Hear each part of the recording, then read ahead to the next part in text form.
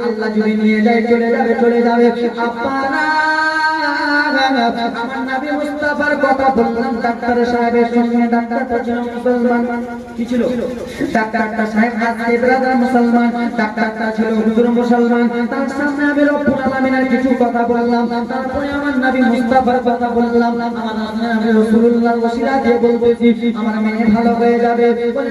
নবী আমরা শুনতেছি হুজুর গো নবী আমরা মুসলমান ঘরে জন্মগ্রহণ করেছি মা বাবা ডাক্তার লাইনে দিয়েছে কিন্তু আমরা নবী মুস্তাফার সম্বন্ধে অতটুকু জানি না মা আমিনার বেটার সম্বন্ধে অতটুকু জানি না আমি বললাম ডাক্তার সাহেব মা আমিনার কথা তুই একবার শোনো রে চোখের পানি থামতে পারবা না আমি ব্যক্তিগত কথা শুনলে মা আমিনার বেটার আমি ডাক্তার সাহেবকে বললাম মা আমিনার বেটার কথা শুনলে আপনি চোখের পানি থামতে পারবেন না আব্দুল্লাহর বেটার কষ্ট শুনলে চোখের পানি থামতে পারবেন না হুজুর কেমন একটা কথা বলুন বলে শোনো মা একটা কথা আমি উদাহরণ দিয়ে বলতেছি বাবা আমার নবী যখন উহুদের ময়দানে ছিলেন বাবা ছোট ছোট পাথর মেরেছে আমার নবী কত কষ্ট পেয়েছে শরীর থেকে রক্ত মুবারক করেছে আমার নবী আভা করে উঠে নাই এই কথা বলতেছে হুজুর ও মা আমার মেয়ে তো কোনো অসুবিধা হয় নাই শুধু একটু শ্বাসকষ্ট রয়েছে আমার রাসূলুল্লাহ আপনার জন্য আমার জন্য কত আঘাত সহ্য করেছে আপনার জন্য আমার নবী কত কষ্ট করেছে আপনার জন্য আমার নবী কতটাই কষ্ট করেছে মক্কাতে কাফেররা জ্বালিয়েছে মদিনাতে আমার নবীকে কাফেররা জ্বালিয়েছে নবী মুস্তাফার দুঃখের কাহিনী বলতে গেলে চোখের পানি থাকে না আব্বা আমরা মনোযোগ দিয়ে শুনে নাও নবীর একজন এই সাহাবী যার হলো হযরতে বেলাল যখন কালেমা পড়েছেন বাবা হযরতে বেলাল ছিল অন্য ধর্মের লোক সেই ছিল বেঈমান মুনাফিকদের লোক বাবা নবীর আশিক বেলাল যেমন শুনেছে নবী মুস্তাফার কলমা পড়েছে বাবা কলমা যেমন পড়েছে নবী মুস্তাফার সাহাবী বেলালের মালিক ছিল উমাইয়া বদমাইশ বাবা সেই বদমাইশ বেলালকে বলল বেলাল রে তুমি নবীর কলমা পড়েছো তুমি কি মুসলমান হয়ে গেছো বেলাল বলল আমি মুসলমান হয়ে গেছি পরে যুবক শুনো ইসলাম আল্লাহ রাব্বুল আলামিনের নিকটে মনোনীত দিন হলো দিন ইসলাম যুবক রে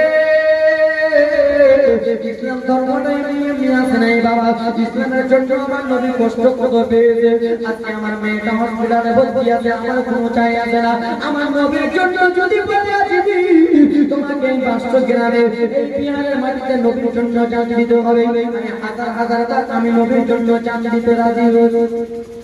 আব্বা আমার সোনা মানিকেরা নবীর সাহাবী বেলাল কে বলা হলো বেলাল তুমি আব্দুল্লাহর বেটার কলমা পড়েছো নবীর কলমা পড়েছো বেলাল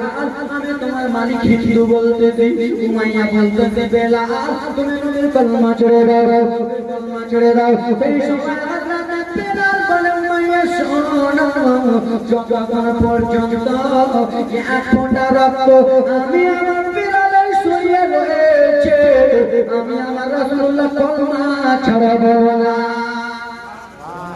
জোরে বলুন সুবহানাল্লাহ আমি আমার নবীর কলমা ছড়াবো না যেমন কথা বলেছে বাবা নবীর কলমা গাবসি বেলাল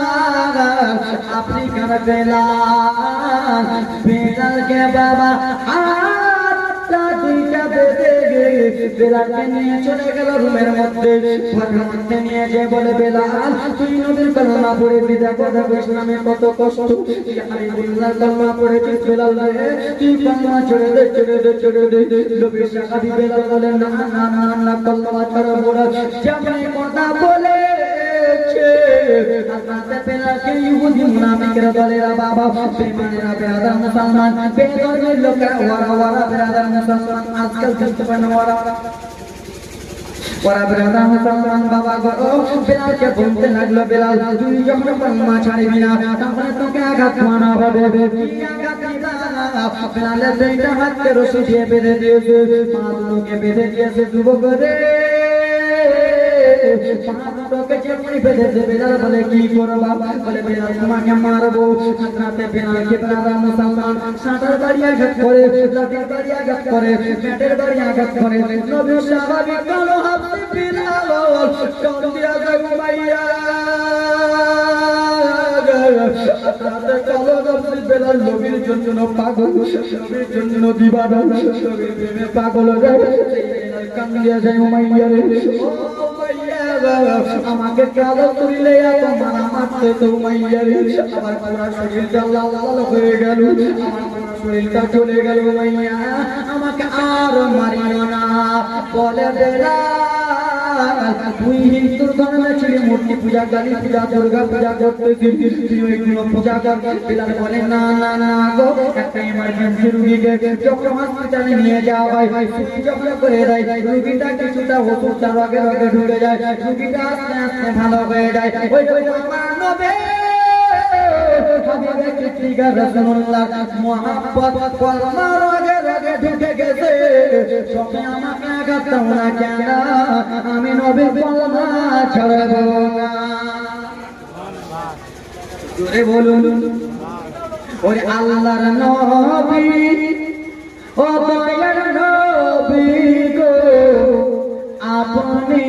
নবী আমার জীবনের জীবন জোরে বলুন ও দয়ার নবী মায়ার নবী গো আপনি নবী আমার জীবনের জীবন আপনি নবী আমার জীবন সাথে আপনি নবী আমার বেলাল সাথে অন্ধকার কবরের বাতে আপনি নবী আমার নিরতুনিয়ার ধন গায়ের মায়ের নবী গো আপনি নবী আমার জীবনের জীবন জোরে বলুন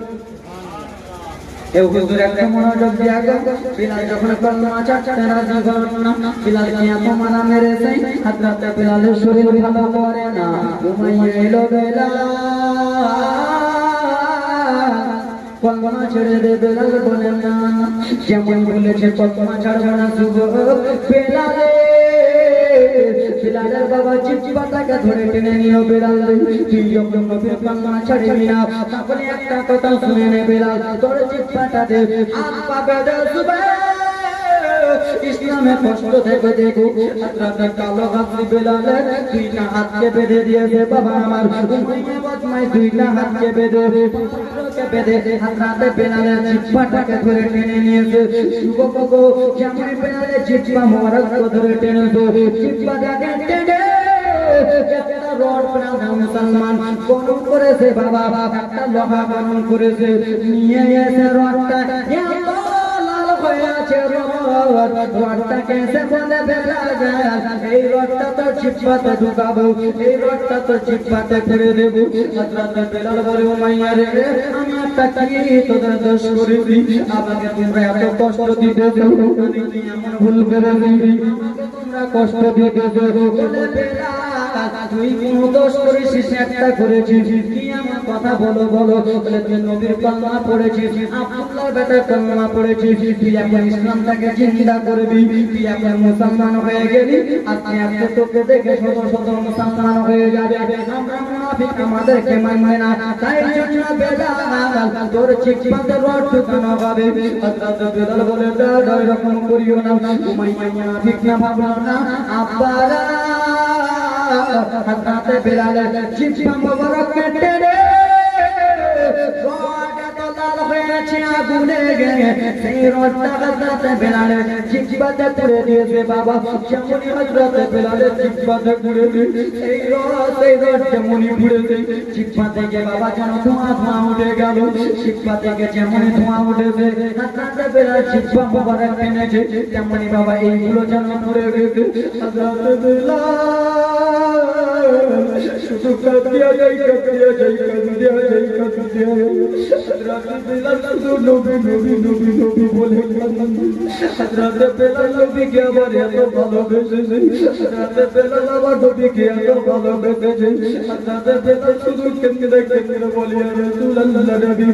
আমি বেলা আপনার জন্য কত আঘাত সহ্য করলাম আমি বেলা আপনার জন্য কত আঘাত সহ্য করতেছি ইয়া রাসূলুল্লাহ নবী কেন আপনার জন্য আমার দেখা হয় এই বলে বলে কান্দে ওগো আমার সুবহান